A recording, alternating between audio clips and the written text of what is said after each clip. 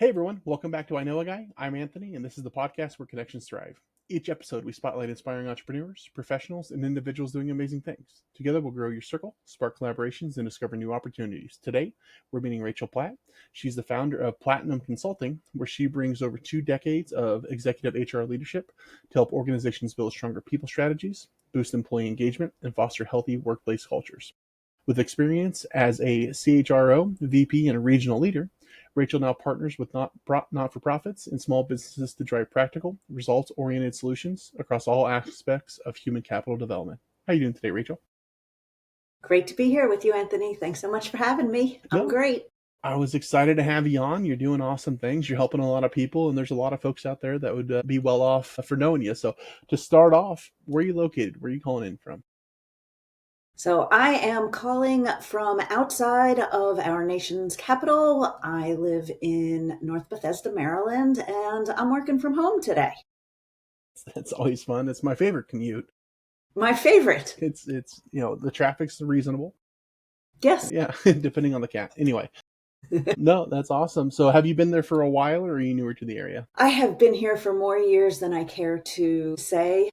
Grew up in the suburbs of New York City. I've lived in Atlanta, in New York, New Jersey, but have been within this 4 block radius. Used to live in a townhouse just up the street for, gosh, a very, very, very long time. Okay, well, that means you have your own haunts. So if you have friends coming in the town that have never visited before, where are you going? What are you doing? And what's for dinner? I mean, come on. This is Washington, D.C. You have to see the monuments at night. It is stunning and gorgeous. You have to learn a little bit about the history. The Smithsonian museums are terrific. You have to learn a little bit about the history that they're allowing us to learn about these days, not all the history that is there. But there's some great, fabulous you know, non-history, non-political related places here also. Like, I love Planet Word. Just a really, really cool spot to learn about language and how we learn and advertising and how it influences you. It doesn't sound like it would be cool, but every person that I bring there is like, we say we're going for an hour or two, and 3.5 hours later, we're still there checking it out. That's a cool place that most people don't know about. Okay, awesome. Well, plenty of things to do and see, but what about dinner? Are you more of a go out and get something or home cook or any mix of that? I am a mix. Love to be at home and just chillax and kick back and make something with good friends and good food. But there are some pretty good restaurants around here as well. And there is a lot of diversity of different types of food that are not chain restaurants. And that's what I love the most. Okay, awesome. Yeah, no, I've been there a couple times. It's always fun to see all this stuff and try different things. So that's awesome. What can you tell us about what you're doing? So, what we are doing, we are helping organizations that want to move beyond day to day compliance related HR and really help them to create the programs, the environment, the culture that allows an organization to develop their talent, to assess their talent, to grow individual leaders, and to make their business more successful. It is an ecosystem. The more that you invest in the humans that work for you, the more they are willing to invest in the vision and the mission of the organization. The more that they're willing to invest in that, the more profitable you are.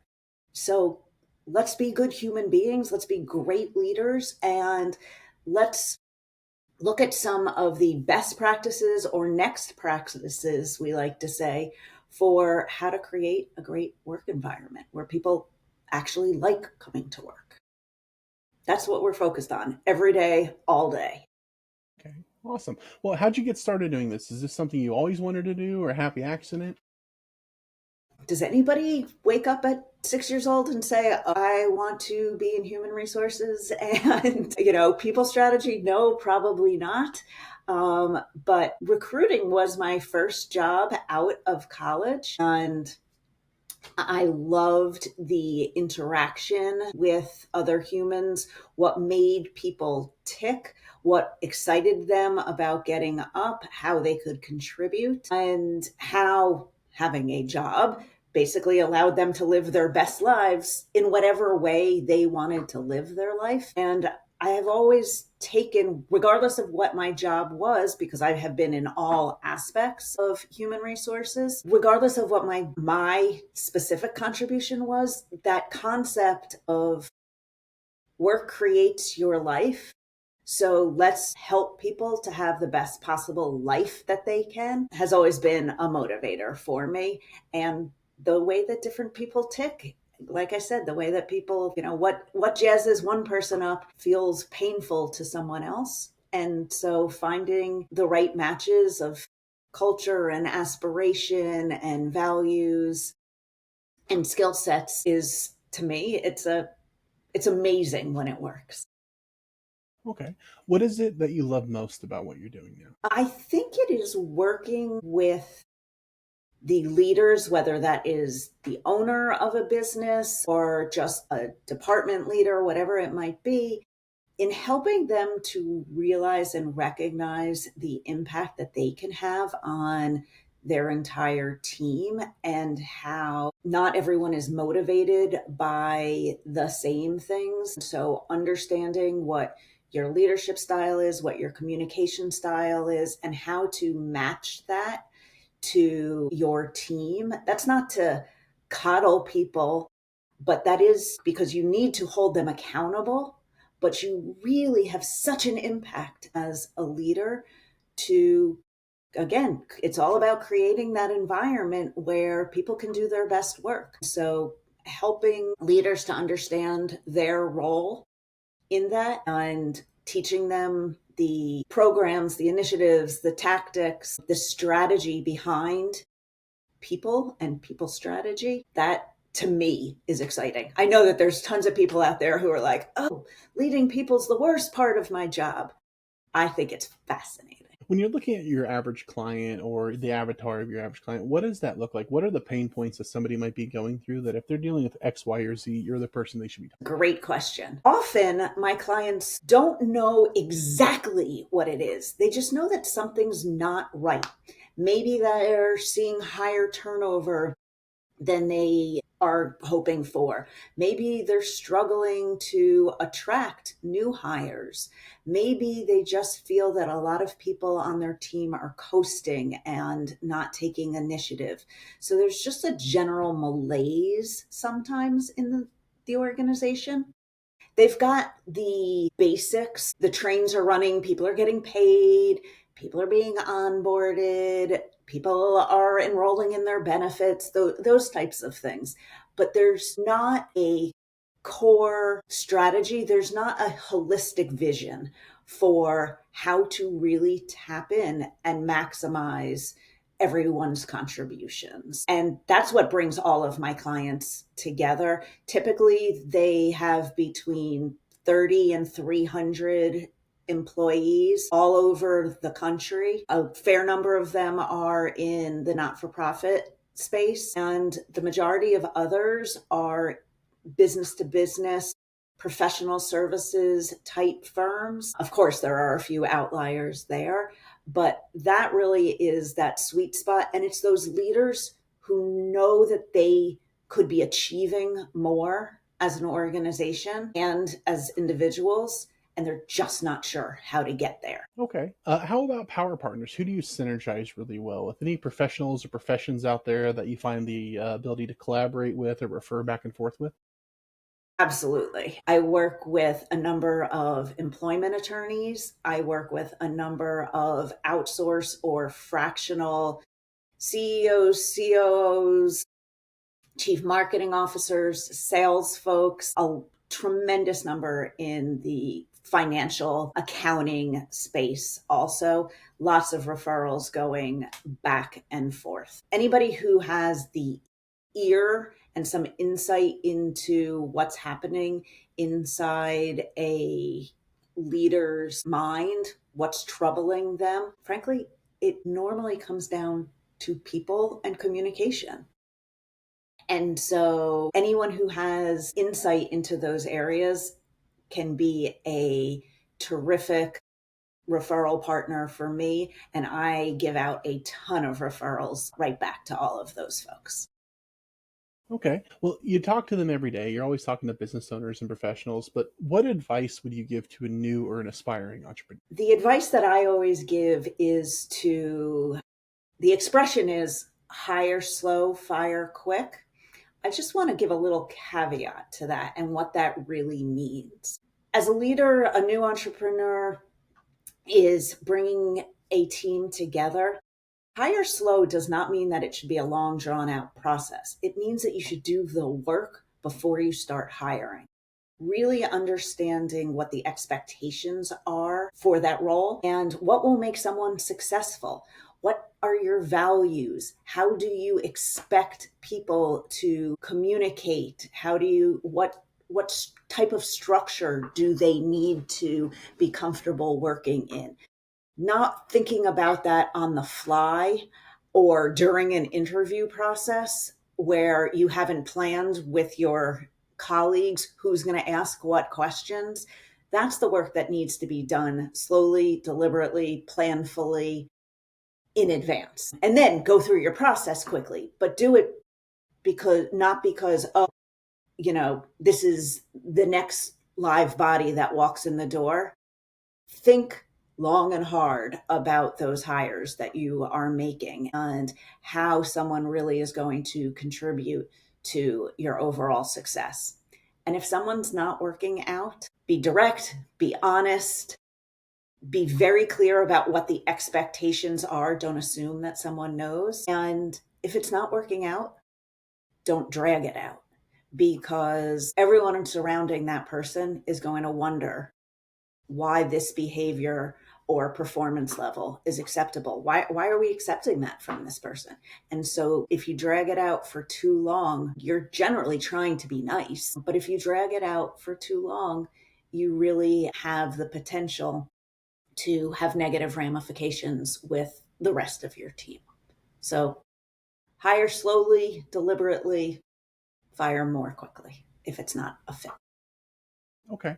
What would you say is the biggest mistake companies make with employee engagement? Assuming that it's one size fits all, assuming that one thing motivates everyone, assuming that money is the only important factor. That never has been the case. It never will be the case. And understanding what the priorities are for each individual, it's the concept of mass customization. Like, we need to customize, we just need to do it at scale. That's really what separates great places to work from just getting by.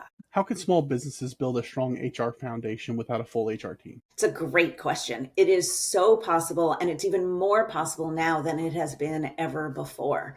There are fractional or outsourced resources. AI can be a huge help with aspects of HR. Do not count on it for legal advice, and don't let it make hire fire decisions for you. I don't know if you've seen that in the news, but there was just a big article about an organization who had AI make all of their termination decisions for them. Not a really good idea, but really and truly tapping into consultants that can help you at the stage where you are at that moment in time and can speed you through the thought process because they have been there really is a leg up. And there are so many different areas of HR and people strategy, and it's really hard to be an expert in all of them.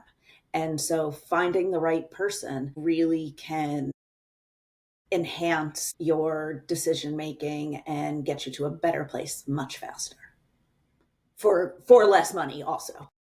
Important to know. Yes. What role does leadership development play in retaining top talent? So it happens to be, if you look at the recent research, developing professional development is one of the top retention tactics. People want to feel that they don't need to leave their company in order to have opportunity.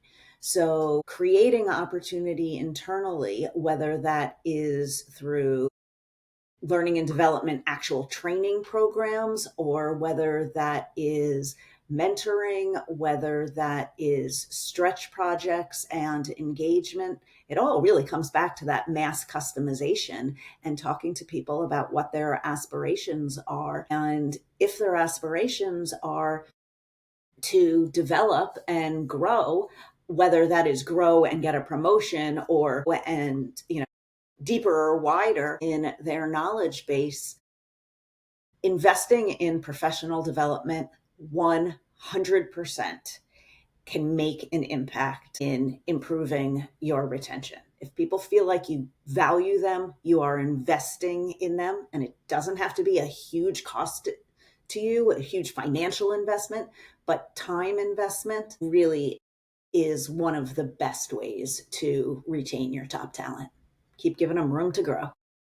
Absolutely. Yeah, no. You don't want them going down the road for a nickel pay raise. You got to give them something. Exactly. Right? So awesome. Well, why you? What sets you apart from everybody else out there doing something similar? I think there's two things. One is that we don't do any HR day-to-day outsourcing. We really focus on meeting the organization and the leadership team where they are and customizing strategies, programs, initiatives directly for that organization and that culture that they are looking for.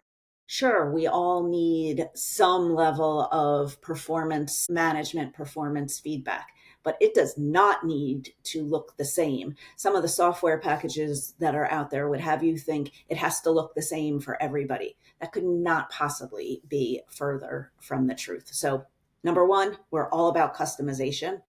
Number two, besides just passionate about what we do, we're fun. We laugh a lot. A lot of times people do not think of human capital, HR as, it has a little bit of the reputation of being sent to the principal's office, or, they're the police monitoring everything. We're fun. We laugh. We're creative. And we're going to help you, not make you. We're going to help you to see the humor in the work and have a whole lot more fun at work because you're working with great people and they know you care. That's awesome. Yeah, no, I love that. And we know our stuff. Let's also say, can I also say that? We know our stuff, but I assume everybody out there knows their stuff. Yeah, no, you're right. It definitely has the principal's office vibe. So being able to overcome that's huge. So that's awesome. Yeah. I know when it comes to HR, in your experience and everything that you can go into, we could spend hours talking about any subject. But in general, is there anything that I missed or I failed to ask that you wanted to add? One other piece of advice that I give people is do not delay telling someone the good that they do, what you value and appreciate about them at work, and using very specific examples of, I saw how you met with X, the client, and you did Y, and the result was Z. And I really, people talk all the time about giving constructive or redirecting feedback. And that is very, very important. But for anybody who's listening today who, wants to pick up one tip, actually take the time to compliment and give positive, reinforcing feedback to someone on your team. You will make their day and they will want to continue to redo whatever that task or whatever that behavior was over and over if they know that they got recognized for it. So that's something everyone should learn and everyone could do today. For those that have more questions that would like to learn more, what's the best way they get a hold of you? Where can they find you? Absolutely. I am regularly on LinkedIn. It is Rachel Platt. I post several days a week with leadership and people strategy tips. Also, people can reach out to me at our website, PLATTinumConsulting.com. That's platinum with 2 T's, like my last name. And email also works as well. You could do it straight through the website or just email me at rplatt@platinumconsulting.com. And I look forward to chatting with anyone about people strategy, funny things people do in the workplace, you name it.